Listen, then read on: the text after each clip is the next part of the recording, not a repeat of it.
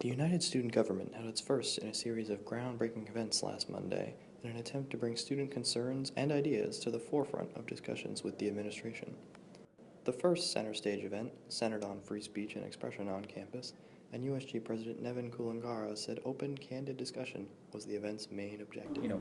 We are charged with the articulation of student needs. That's what USG is, but we can't really do that behind closed doors, and we can't assume that we know what the students want. So really, forums like this are really important because we can open it up. We can say, or we can sort of gather genuine feedback from everyone, which I thought happened. The event began with an overview of past USG initiatives, such as the Maroon Square, as well as an explanation of the demonstration policy.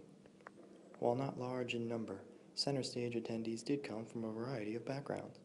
Representatives from USG, theater groups, the Residence Halls Association, and campus publications all showed up. The overview of initiatives was followed by Nick Sawicki, USG Vice President of Fordham College, who discussed recent events regarding free speech, such as the Vagina Monologues debate. Within the audience who have gone through a sexual harassment or assault. So it was out of the mindset of public concern, but there were still some discussions and arguments as to whether or not it was limiting free speech.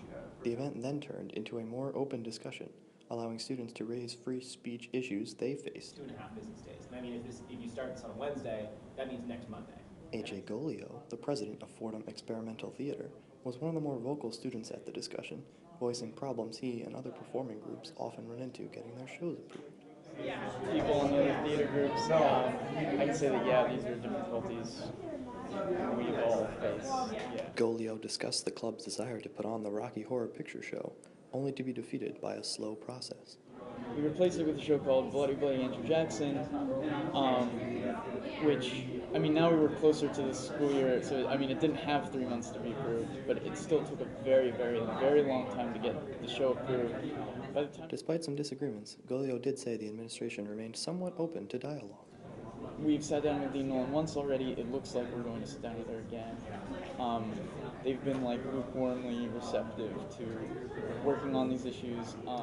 Overall, Kulangara was happy with the event and said future center stage discussions are in the works. Again, we haven't formally created any stipulation as to how frequently or infrequently we want to host this event.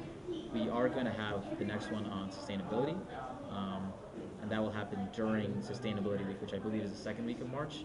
Anissa Asim, who's our President Pro Temp, is going to be spearheading that center stage because she is the chair of the Sustainability External Committee under USG. Reporting for the Fordham Ram, I'm Max Prince.